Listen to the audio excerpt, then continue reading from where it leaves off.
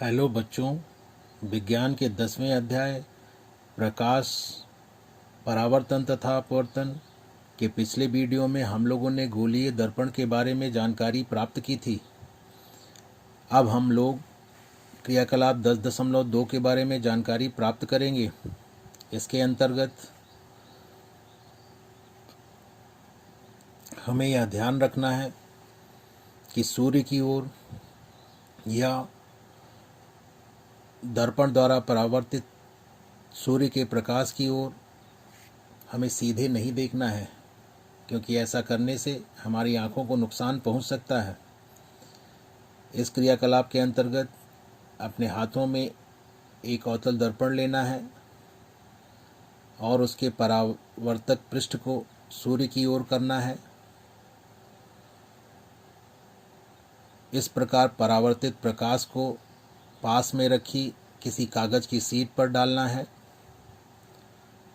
कागज की शीट को आगे पीछे करके शीट पर प्रकाश का एक चमकदार और छोटे से छोटा बिंदु प्राप्त करना है।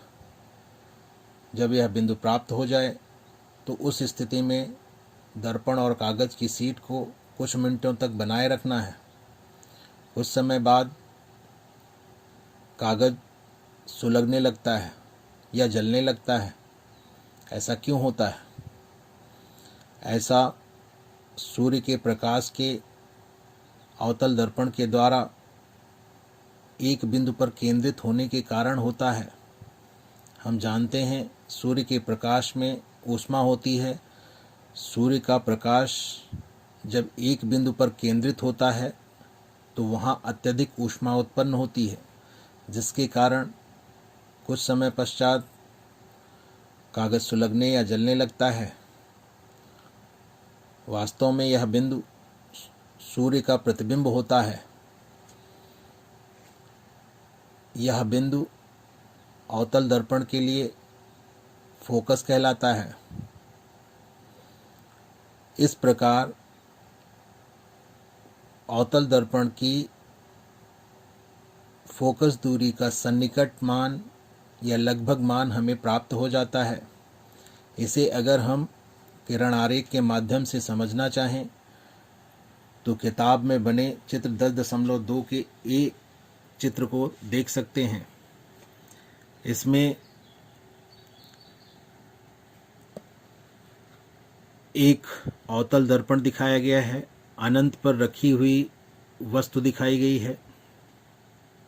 जिस प्रकार अनंत से प्रकाश दर्पण पर आपतित होता है, ठीक उसी प्रकार सूर्य से, जो कि बहुत दूरी पर स्थित वस्तु है, से भी प्रकाश ठीक उसी प्रकार आपतित होता है। इसीलिए यहाँ पर अनंत पर रखी वस्तु से आपतित प्रकाश को दिखाया गया है। अनंत से आने वाला प्रकाश मुख्य अक्ष के समांतर आपतित होता है। यहाँ पर आप देख रहे हैं कि सूर्य से या अनंत पर स्थित वस्तु से मुख्य अक्ष के समांतर आपतित होने वाला प्रकाश मुख्य अक्ष के एक बिंदु से होकर गुजर रहा है, या एक बिंदु पर मिल रहा है, या एक ही बिंदु पर प्रतिच्छेदित कर रहा है। यह बिंदु मुख्य अक्ष पर स्थित है। इसे अवतल दर्पण का मुख्य फोकस कहते हैं, जिसे कैपिटल एफ से दिखाया गया है। कैपिटल एफ और दर्पण के ध्रुव पी के बीच की दूरी अवतल दर्पण की फोकस दूरी है।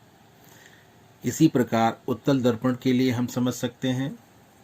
यहाँ पर भी अनंत से आने वाला प्रकाश दिखाया गया है, जो कि मुख्य अक्ष के समांतर दर्पण पर आपतित हो रहा है और परावर्तन के पश्चात मुख्य अक्ष के बिंदु एफ से आता हुआ प्रतीत हो रहा है।